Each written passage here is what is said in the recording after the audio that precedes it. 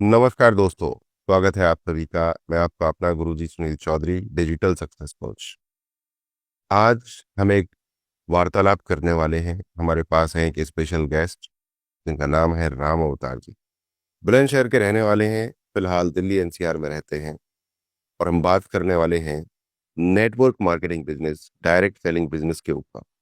आपको कुछ ऐसी बातें पता चलेंगी कि आप चौंक जाएंगे और आप भी नेटवर्क मार्केटिंग बिजनेस करने को मजबूर हो जाएंगे। तो चलिए स्वागत करते हैं सबसे पहले राम अवतार जी का।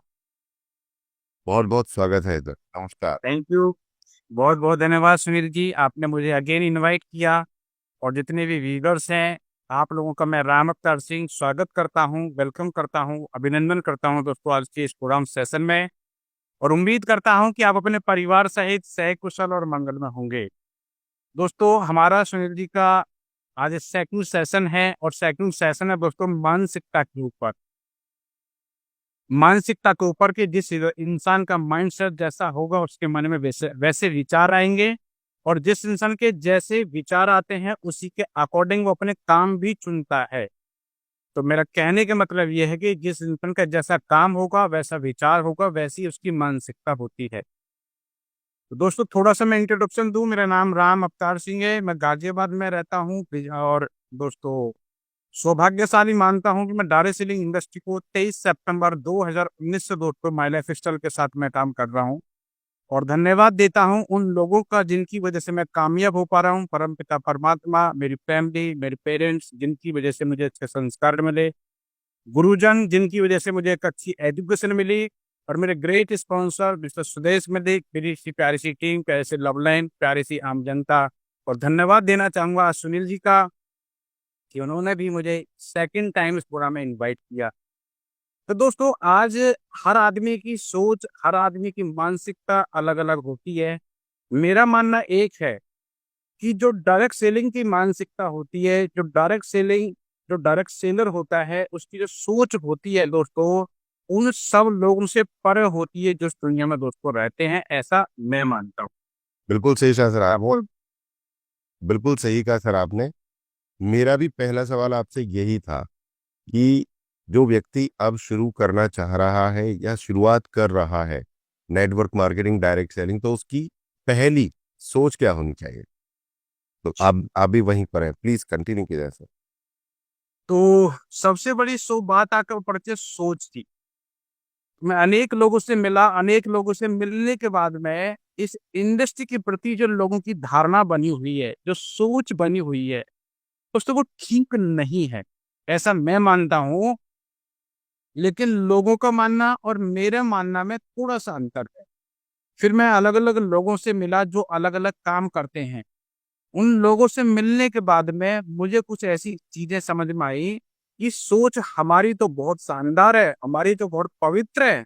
लेकिन दूसरे जो लोग इस मार्केट में जो काम कर रहे हैं, उनकी सोच शायद उतनी अच्छी नहीं है जितनी अच्छी एक डायरेक्ट सेलर की होती है। दोस्त, एक प्रोग्राम मैंने अटेंड किया, उसमें मुझे बहुत अच्छी चीज सीखने को मिली कि कभी भी अपनी तुलना किसी दूसरे से मत करना। लाइफ के अंदर यदि टॉप पर पहुंचना है, तो लाइफ के अंदर यदि आपको सारे मुकाम हासिल करने हैं जो आप कभी परिकल्पना करते थे और नहीं हो पाए हैं, तो सबसे पहले एक चीज आपको छोड़नी पड़ेगी, वो है कंपैरिजन। दूसरे लोगों की तुलना आपको छोड़नी पड़ेगी। जैसे दोस्तों, एक स्टोरी के माध्यम से मैं आपको बताना चाहूंगा। दो फ्रेंड थी, बहुत अच्छी फ्रेंड थी। कुतिया और हथनी दो फ्रेंड थी। एक टाइम पर दोनों प्रेग्नेंट हुई। आम इंसान की जिंदगी में होता कुछ इसी तरह से है। हथनी और कुतिया जब प्रेग्नेंट हुई तो 3 महीने बाद कुतिया ने 4-5 बच्चों को जन्म दिया। वो भागी भागी हथनी के पास पहुंची कि हथनी, हथनी बहन, हम दोनों एक साथ प्रेग्नेंट हुए थे, मैंने 5-6 बच्चों को जन्म दे दिया, तेरे को कुछ हुआ क्या? क्योंकि दोस्तों, डायरेक्ट सेलिंग और नौकरी के अंदर दोस्तों ऐसा ही होता है। दो दोस्त, एक नौकरी करता है, एक डायरेक्ट सेलिंग करता है। नौकरी करने वाले व्यक्ति को हो सकता है कि 30 दिन बाद 30-35 हजार की सैलरी मिल जाए या 50 हजार की सैलरी मिल जाए। लेकिन डायरेक्ट सेलिंग इंडस्ट्री के अंदर शायद ऐसा नहीं हो पाता कि पहले महीने में ही उसका सर्कल बहुत बड़ा नहीं है तो 50 हजार रुपये या लाख रुपए की इनकम नहीं हो पाती। जी। उसके बाद उस हथनी ने बोली कि अभी तो मेरे को कुछ नहीं हुआ, क्योंकि हथनी को बच्चा पैदा करने के का ड्यूरेशन है तकरीबन 2.5-3 साल का टाइम लग जाता है। जी। 6 महीने बाद फिर हुआ कुछ ऐसे, हूँ कुतिया ने फिर 4-5 बच्चों को जन्म दिया, 6 महीने बाद फिर 4-5 बच्चों को जन्म दिया। तो इस दरमियान 2 साल के अंदर हुआ कोई यूं कि उस कुतिया ने 20-22 बच्चों को जन्म दे दिया। बार बार वो जाती हथनी के पास में, तो उसने जब हथनी पर नहीं रहा गया तो उसने बोला कि बैठ, है तो तू मेरी दोस्त, तो एक पति की बात बताती हूँ कि तेरे में मेरे फर्क क्या है। तेरे मेरे में फर्क यह है कि अभी जब तूने कितने बच्चों को जन्म दिया है, तो 20-22 बच्चों को, कि जिंदा कितने हैं, कि एक जिंदा है। कि तेरे में और मेरे में एक फर्क है, जब तेरा बच्चा रोड क्रॉस करता है ना तो कुचल के चले जाते हैं, और जिस दिन मेरा बच्चा रोड क्रॉस करेगा, जब जिस दिन मेरा बच्चा धरती पर आएगा तो फील होगी, और जब मेरा बच्चा रोड क्रॉस करेगा तो रोड जाम हो जाएगा, बंद हो जाएगी, गाड़ी रुक जाएगी। यही फर्क है दोस्तों बेहतरीन। दुनिया के जो और काम है और डायरेक्ट सेलर। कंपैरिजन ही करें तो कोई भी डायरेक्ट सेलर और नौकरी करने वाला या आम जनता कंपैरिजन करता है तो 10 साल बाद का कंपैरिजन करे कि 10 साल के अंदर डायरेक्ट सेलर की स्थिति क्या होगी। तो दोस्तों अब मैं बात करता हूं उन लोगों की जिनकी मानसिकता दोस्तों अलग अलग होती है। तो लाइफ के अंदर कभी भी कंपैरिजन मत करना, क्योंकि कंपैरिजन करने से आपका जो कद है वो छोटा हो जाएगा। बिल्कुल सही बात। तो दोस्तों अनेक लोगों से मिलने के बाद में मानसिकता कैसी कैसी लोगों की है, और दोस्तों वो लोग हैं जिनकी मानसिकता उस चेंज होने में या बनाने में दोस्तों 1 साल नहीं सालों साल लगे हैं। और वो डिग्री जो मिली है दोस्तों वो लाखों रुपए खर्च करने के बाद दोस्तों डिग्री मिली है। तो सुनील जी मैं आपसे पूछना चाहूंगा, एक जो वकील का जो प्रोफेशन है एक शानदार प्रोफेशन है, लेकिन उनकी मानसिकता क्या होती हो? क्या उनकी ये मानसिकता है कि दुनिया में कोई कलेश ना हो, लड़ाई झगड़े ना हो, दंगे फसाद ना हो? लाखों रुपए की ये डिग्री जो मिलती है लाखों रुपए खर्च करने के बाद मिलती है। दूसरी चीज, बहुत सारा टाइम भी दिया, पढ़ाई लिखाई भी की, और उसके बावजूद भी उनकी मानसिकता क्या होती हो? ये मानसिकता तो क्या ही होगी, बट मुझे इतना पता है कि जब झगड़े होंगे, फसाद होंगे, तो उनकी जेब में पैसा आएगा, तब उनको धंधा मिलेगा। मतलब कोई भी जो वकील है अपने ऑफिस में जाने के बाद वो सबसे पहले पूजा करते होंगे, हर आदमी अपने काम की पूजा करता है, वो यही कहता होगा कि हे भगवान मेरा काम चले, हे भगवान मेरा काम चले। लेकिन किसी भी वकील का जो काम कब चलेगा, जो दंगे फसाद होंगे, लड़ाई झगड़े होंगे, उल्टे काम होंगे, तभी जाकर दोस्तों का काम चलेगा।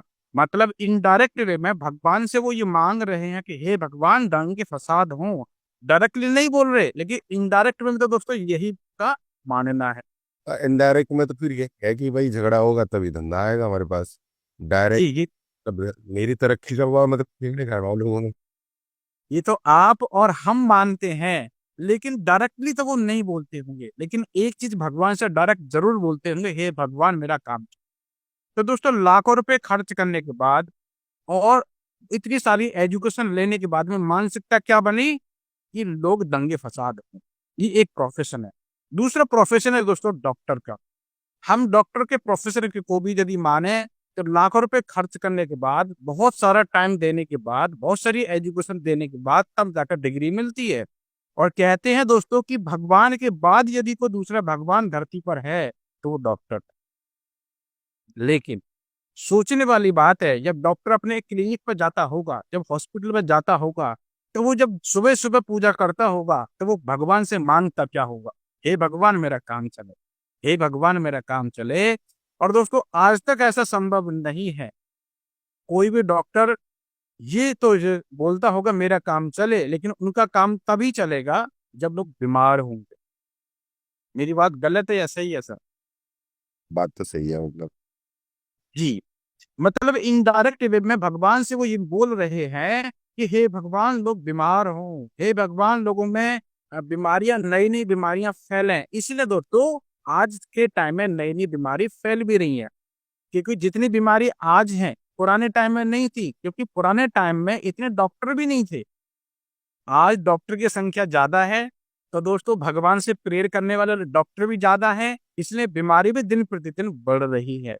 कहने का मेरा मतलब ये है कि इतना सारा टाइम, इतनी सारी एजुकेशन कंप्लीट करने के बाद में डॉक्टर की मानसिकता क्या है कि समाज बीमार हो। मेरी बात गलत है या सही है? बात तो सही है। फिलहाल मतलब एक कॉमन सेंस के आधार पर तो यही है कि भाई बीमारी फैलेगी तो हमारा हॉस्पिटल चलेगा, मरीज आएंगे, ऑपरेशन होंगे। जी। आगे चलते हैं, और भी मैं कुछ लोगों से की मानसिकता को मैंने पढ़ा। आज के टाइम में कार की यदि देखें, कार चलती है रोड पर और कुछ कार मैकेनिक भी हैं। लेकिन जो कार मैकेनिक है दोस्तों, वो क्या सोचता होगा कि दुनिया में कोई कार खराब ना हो? ये मानसिकता है क्या? क्योंकि कार मैकेनिक भी जब अपने शोरूम पर, अपनी दुकान पर जाता होगा, तो भगवान से एक ही प्रेयर करता होगा, हे भगवान मेरा काम चले। लेकिन दोस्तों, उनकी दुकान, उनका काम तब ही चलेगा जब लोगों की गाड़ी खराब होगी, लोगों की कार खराब होंगी, लोगों के एक्सीडेंट होंगे। इट मीन्स वो भगवान से मांग रहे हैं कि लोगों की गाड़ी खराब हो, लोगों की कार खराब हो, लोगों के एक्सीडेंट हो। दोस्तों, सोच उनकी देखिए, सोच क्या है। एक पुजारी जी क्या सोचते होंगे? पुजारी जी क्या सोचते होंगे कि सब अंधभक्ति में लगे रहें। मैं पूजा को गलत नहीं मान रहा, लेकिन दोस्तों मैं बोलना चाह रहा हूँ कि अंधभक्ति में रहने से फायदा क्या है? भक्ति जरूर करें, लेकिन अंधभक्ति में कोई भी व्यक्ति ना रहे। तो दोस्तों, इतनी कुछ सब कुछ करने के बाद में लोगों की सोच क्या है? आगे चलते हैं। कुछ लोगों से मैंने सोचा, कुछ लोगों से मैं और मिला, एक लोन वाला क्या सोचता होगा? जो लोग दोस्तों जो लोन देते हैं, वो उनकी मानसिकता क्या है? उनकी मानसिकता ये होगी कि हर व्यक्ति लोन से घिरा रहे, हर व्यक्ति के ऊपर कर्ज हो, हर व्यक्ति हर महीने ईएमआई दे। जितने भी दोस्तों बड़े बड़े इन्वेस्टर्स हैं, जिन्होंने लोगों को दोस्तों सुविधा दी लोन की, लेकिन मानसिकता क्या है कि कोई भी आदमी कर्ज मुक्त ना हो, कर्ज युक्त। इतना बड़ा इंसान बनने के बावजूद भी सोच क्या है कि हर इंसान कर्ज में रहे। और भी कुछ लोगों से मैं मिला, और भी कुछ लोगों के बारे में मैंने सोचा। दोस्तों, आपने देखा होगा पंचर वाला व्यक्ति क्या सोचता होगा कि किसी गाड़ी में कोई पंचर ना हो। क्या उसकी ये मानसिकता होगी? क्या उसकी ये सोच होगी क्या? जितने ज्यादा चलते रहोगे उतना ज्यादा उसका धंधा चलेगा। वो भी पंचर लगाने वाला व्यक्ति भी यही सोचता होगा, हे भगवान मेरा काम चले, हे भगवान मेरा काम चले, मेरे बच्चों की फीस, मेरे बच्चों का खाना खर्चा तभी चल पाएगा। सोचने के बाद दोस्तों ये कह कि वो व्यक्ति भी बोलता होगा कि हे भगवान लोगों की गाड़ी में पंचर हो। और दोस्तों, जब गाड़ी में पंचर होते हैं तब कितनी मुश्किलें झेलनी पड़ती हैं। कुछ लोगों के पास में स्टेपनी होती है, लेकिन दोस्तों जो बाइक है उसमें स्टेपनी नहीं होती। आपने भी देखा होगा, जब पंचर हो जाते हैं, हस्बैंड वाइफ होते हैं, तो दोस्तों हस्बैंड वाइफ पैदल पैदल जाकर दोस्तों 1-2 किलोमीटर की दूरी तय करते हैं। और पंचर लगाने वाला व्यक्ति भी क्या सोचता है कि पंचर हो, लेकिन मेरी दुकान के आसपास हो तो और बढ़िया रहे। मतलब इंसान की सोच क्या है? दोस्तों, एक मेडिकल स्टोर चलाने वाला व्यक्ति ये क्या सोचता होगा? मेरी दवा बिके। और दोस्तों, उसकी दवा तभी बिकेगी जब लोग बीमार होंगे। जितनी ज्यादा भयंकर बीमारी होगी उतनी ज्यादा लेंगे दवा, और जितनी ज्यादा दवा बिकेगी उतनी ज्यादा उसका प्रॉफिट होंगे। दोस्तों, लाखों रुपए खर्च करने के बाद उसने मेडिकल स्टोर खोला, लाखों रुपए और प्लस टाइम देने के बाद उस व्यक्ति ने दोस्तों अपनी डिग्री ली, तब जाकर उसने मेडिकल स्टोर खोला। लेकिन दोस्तों, सोच क्या है? सोच क्या है? सोच तो शायद अच्छी नहीं है। एक गाड़ी चलाने वाला व्यक्ति क्या सोचता होगा कि कोई भी व्यक्ति अपने परिवार के साथ ना रहे, अपने घर में ना रहे। हर इंसान सोचता होगा पूरी दुनिया रोड पर रहे, परिवार से ना मिले, और वो हमारी गाड़ियों में घूमे। मतलब जब उनकी गाड़ी में ज्यादा घूमेंगे, ज्यादा गाड़ी में बैठेंगे, तभी उनको किराया मिलेगा।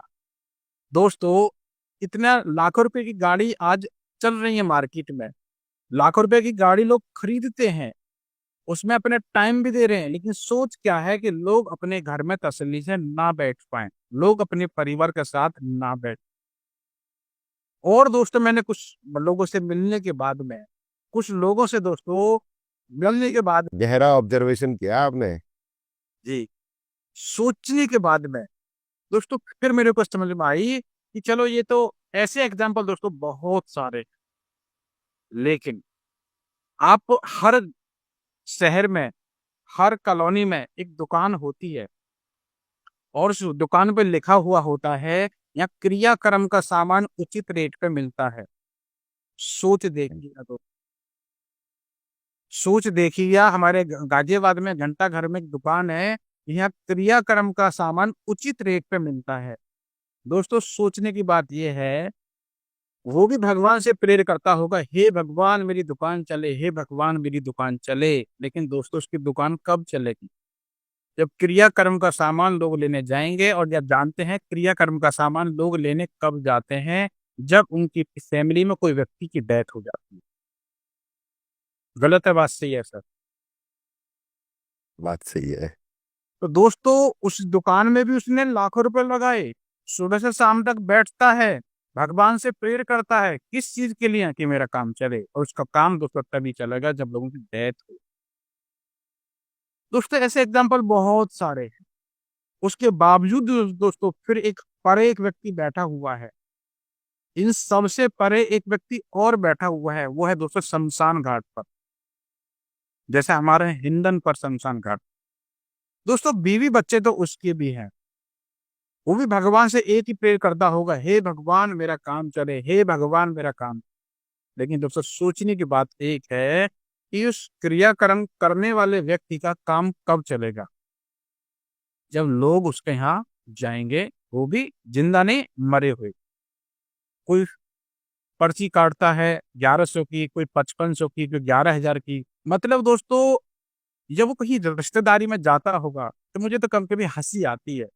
वो बताता क्या होगा कि मैं काम क्या करता हूँ, या एक दूसरे से पूछते होंगे भाई साहब आपका काम कैसा चल रहा है। तो दोस्तों उसका काम कब बढ़िया चलेगा? जैसे कोरोना काल में लोगों का काम बहुत बढ़िया चला, लेकिन दोस्तों जब वो पूछता होंगे लोग उससे कि आपका काम कैसे चल रहा है, और जब काम उसका मंदा है, मतलब अंतिम संस्कार में लोग कम जा रहे हैं, हिंदू को लोग कम जा रहे हैं, तब उसका काम कम चलेगा। तो भगवान से वो भी प्रेयर करता होगा, हे भगवान मेरे बच्चे की फीस जानी है, मुझे बच्चों की शादी करनी है, मुझे घर बनाना है, बहुत सारे खर्चे ऐसे हैं जो मैं अपने काम से पूरा नहीं कर पा रहा, मतलब मेरा काम कम चल रहा। हे भगवान मेरा काम बढ़ा दे, हे भगवान मेरा काम बढ़ा दे। भगवान से प्रेयर क्या कर रहा है कि हे भगवान मरने वाले लोगों की संख्या बढ़ा दे, हे भगवान मरने वाले लोगों की संख्या बढ़ा दे।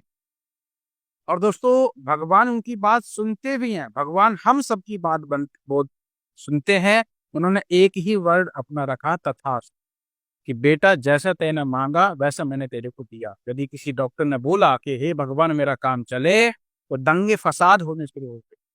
डॉक्टर ने बोला हे भगवान मेरा काम चले, तो बीमारियां फैलने शुरू हो गई। हे भगवान मेरा काम चले जिसने बोला क्रियाक्रम वाले करने वाले व्यक्ति ने, तो दोस्तों कोरोना काल आ गया था, बहुत सारी डेथ हुई। तो दोस्तों लोगों की मानसिकता कैसी कैसी है। इस दुनिया का कोई भी काम आप उठा कर देखिएगा, 99% लोगों की सोच दोस्तों अच्छी नहीं होगी। मेरी बात सर गलत है या सही है? हाँ, उनके काम का जो नतीजा है वो तो गड़बड़ करेगा ही सोसाइटी में, समाज में। अब यदि बात करते हैं, हम लोग डायरेक्ट सेलिंग इंडस्ट्री में काम करते हैं, हम दोस्तों जोड़ने वाले काम में हम लोग काम कर रहे हैं, लोगों को जोड़ते हैं। अब सबसे पहले तो आप सब लोगों से मेरा एक सवाल है, कमेंट्स में जरूर कीजिएगा, तोड़ने का काम अच्छा है या जोड़ने का?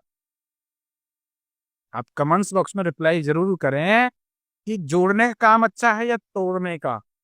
बिल्कुल दोस्तों सही। तोड़कर हम बड़ी कामयाबी नहीं ले सकते, लेकिन दोस्तों जोड़कर हम बड़ी कामयाबी ले रहे। तो दोस्तों सबसे पहली बात तो ये है, जैसे पुराने गांव पुराने टाइम में दोस्तों एक परिवार होता था, वो जुड़ा हुआ परिवार था, संयुक्त परिवार। जी। और कहते हैं कि जिस परिवार में, जिस गांव में जिसका जितना बड़ा परिवार होगा उसका उतना बड़ा बल और दल होगा। आज दोस्तों लोग टूट टूट कर क्या हो गए। पहले एक दादा के बहुत सारे बच्चे होते थे, नाती पोते एक साथ इकट्ठे रहते थे। आज दोस्तों यदि सोच के देखेगा, दो भाई हैं, दोनों भाई साथ नहीं रह रहे। माँ बाप हैं, माँ बाप भी दोस्तों अलग रह रहे हैं बच्चों से। आज इतने लोग टूट गए। अभी हस्बैंड वाइफ साथ साथ रह रहे हैं, कहीं ऐसा ना हो कि आने वाले टाइम में हस्बैंड वाइफ अलग अलग रहना शुरू कर। दोस्तों तोड़ने की परंपरा इसको आज के बाद बंद करें, मेरी आपसे गुजारिश है। जोड़ने का काम शुरू करें। दोस्तों मेरा एक मिशन है, मैं गली से गली जोड़ने के लिए तैयार हूँ। मैं कॉलोनी से कॉलोनी जोड़ने के लिए तैयार हूँ। मैं शहर से शहर जोड़ने के लिए तैयार हूँ। मैं डिस्ट्रिक्ट से डिस्ट्रिक्ट जोड़ने के लिए तैयार हूँ। मैं दोस्तों स्टेट से स्टेट जोड़ने के लिए तैयार हूँ। मैं दोस्तों पूरे भारत को जोड़ने के लिए तैयार हूँ अपने काम के लिए। तभी दोस्तों ये भारत को जो बोला जाता था सोने की चिड़िया होगी, दोस्तों तोड़कर ये भारत की सोने की चिड़िया नहीं बन पाएगी, सिर्फ जोड़कर ही बन पाए। तो दोस्तों आज के बाद आप तोड़ना बंद करें, जोड़ना शुरू करें। दोस्तों बेहतरीन। हम लोग डायरेक्ट सेलिंग है, डायरेक्ट सेलर हैं, कम से कम हमारी जो मानसिकता है उन लोगों की तरह नहीं है कि लोग बीमार हों, लोग कर्ज में रहें। दोस्तों हमारी मानसिकता है, हमारी मानसिकता दोस्तों एक है। खासकर दोस्तों मैं आपको बताऊं, मैं इस इंडस्ट्री को पवित्र बिजनेस में मानता हूं। जैसे सुनील जी से जब मेरी बात हुई, दोस्तों हम लोग ऐसे वीडियो बनाएंगे कि जिसमें लोगों की मानसिकता का पता चले। मैं इस दुनिया को सबसे पवित्र बिजनेस मानता हूँ। क्यों? जब मैं इस बिजनेस को किसी के सामने प्रेजेंट करता तो मैं एक ही काम बोलता हूँ, एक चीज मैं सोचता हूँ, हे भगवान मेरा काम चले, हे भगवान मेरा काम चले। जिस व्यक्ति को इस बिजनेस की जानकारी मैं दूं उसकी बुद्धि में पूरा समझ में आ जाए। दूसरी चीज, और ये अपने परिवार के अपने सारे सपने पूरे कर सके जो लाइफ में इसने कभी देखे थे। ऐसी दोस्तों मैं उस व्यक्ति के लिए प्रे करता हूं। मैंने आज तक कभी नहीं बोला होगा या कभी नहीं मैंने तो सोचा होगा कि लोग बीमार हो, कर्ज में रहे, ये फटे हाल हो। ऐसा दोस्तों आज तक मैंने कभी नहीं सोचा। तो दोस्तों एक डायरेक्ट सेलर ही ये सारी चीजें सोच सकता है। और डायरेक्ट सेलर के प्रति लोगों की धारणाएं क्या क्या है, वो धारणाएं दोस्तों गलत हैं। कि ये मेंबर बनाने वाला काम करते हैं, ये टोपी पहनाने वाला काम करते हैं, ये फंसाने वाला काम करते हैं। दोस्तों ऐसी बहुत सारी चीजें दोस्तों लोगों की धारणाएं बनी हुई है। दोस्तों इस वीडियो को देखने के बाद में, जब डायरेक्ट सेलिंग का प्रेजेंटेशन सुनने समझने के बाद में, बहुत सारे लोगों के मन में एक सवाल आता है, यार ठीक है, यार ठीक है, ये सारी चीजें तो ठीक है कि लोग इस इंडस्ट्री के माध्यम से पैसे कमा रहे हैं, लोग इस इंडस्ट्री के माध्यम से सपने पूरे कर रहे हैं, लेकिन मेरा मन नहीं मानता, मेरा मन अभी भी नहीं मानता। तो दोस्तों उन लोगों से मेरा एक सवाल है जिनका ये सब कुछ देखने के बाद में आज इस इंडस्ट्री के माध्यम से ऐसे ऐसे लोग पैसे कमा रहे हैं जिनकी कोई औकात नहीं थी कि वो सपने पूरे कर सकें, लग्जरी गाड़ी में घूम सकें। उसके बावजूद भी दोस्तों आज इस इंडस्ट्री में ये साबित हो चुका। लेकिन फिर भी दोस्तों लोगों का मन है कि मेरा तो मन ही नहीं मानता कि ये संभव है क्या। दोस्तों उनसे मेरी गुजारिश है, यदि आपका मन नहीं मानता तो क्या आपका तन मानेगा? आपके साथ एक घटना यदि हो जाए कि आपके तन मानेगा, वो कैसे? आप और हम सब की जो भी उम्र है, किसी की उम्र 20 साल है, किसी की 25 साल, किसी की 30 साल, किसी की 50 साल। दोस्तों जिस व्यक्ति की 50 साल उम्र है उस व्यक्ति के बारे में मैं कुछ सवाल है। 50 साल उस व्यक्ति ने जिया अपना जीवन, उसने कम से कम 2 टाइम का खाना खाया, मैक्सिमम 3 या 4 टाइम का भी खाना खाया। मतलब शरीर को जो खुराक मिलनी चाहिए थी उसने कम से कम 2 बार ली है और ज्यादा 3 या 4 बार ली है। मतलब शरीर को जो खुराक देनी थी या मिलनी थी वो प्रॉपर मिल रही है। इसलिए दोस्तों आपका तन रोज काम करता है, सुबह उठता है, शाम तक पूरे दिन काम करता है, शाम को फिर खाना खाता है, फिर सो जाता है। लेकिन उसी शरीर को एक दिन खाना मत दो, उसी शरीर को एक दिन खाना मत दो और उससे अगले दिन बोलो कि भाई 5 किलोमीटर की दौड़ लगा, तो क्या सर वो उस एनर्जी से दौड़ पाएगा क्या? ना ना ना, बिल्कुल नहीं दौड़ पाएगा। उसी व्यक्ति को 2 दिन खाना मत दो, उससे बोलो 3 किलोमीटर दौड़, क्या उसी एनर्जी से दौड़ पाएगा? फ्यूल तो चाहिए ना, फ्यूल तो चाहिए। क्योंकि शरीर को जो खुराक मिलनी चाहिए थी वो मिलनी बंद हो। उसी व्यक्ति को 5 दिन खाना पीना बंद कर दो, दोस्तों उससे बोलो कि फिर चल 100 मीटर दौड़, वो बोलेगा साहब दौड़ने की बात है, चलना भारी हो गया, सांस लेना भारी हो गया, अब तो प्राण निकलने वाले हैं। क्योंकि शरीर को जो खुराक मिलनी थी वो बंद हो गई।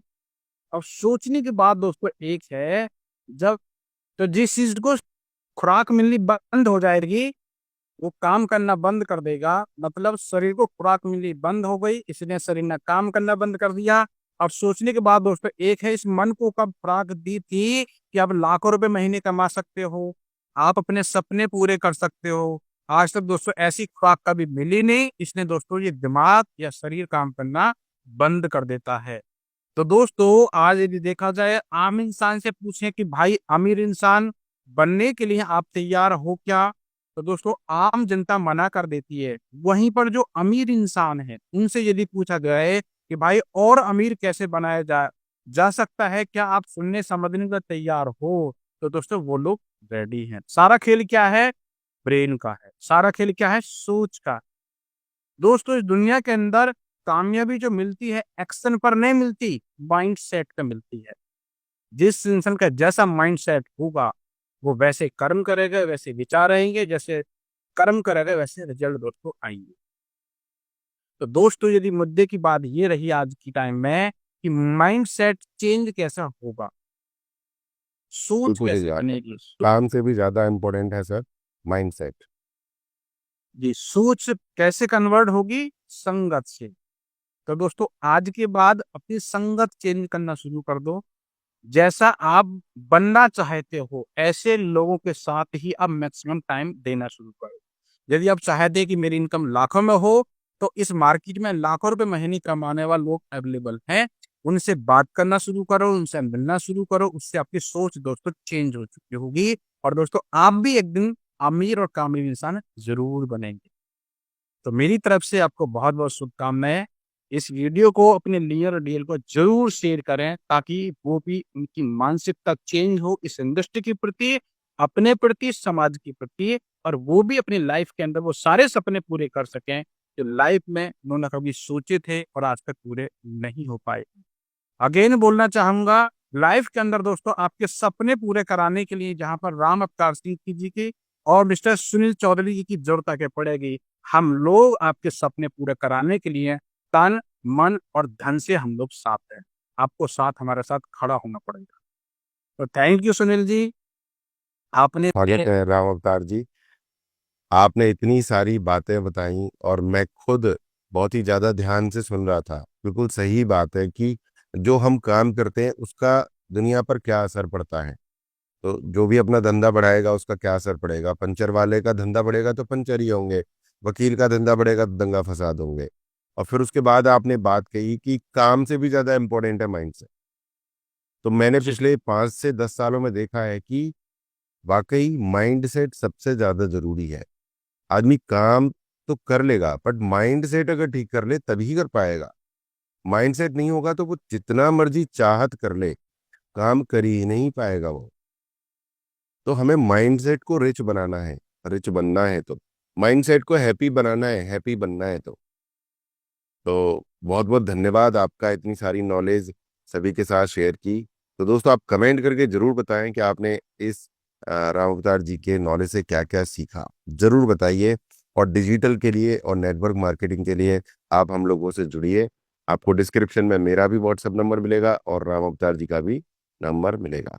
जी सर, और कुछ कहना चाहेंगे सर, फाइनल मैसेज? आपका थैंक यू, आपके लिए सिर्फ बहुत बहुत धन्यवाद। Thank you. Thank you guys, thank you very much.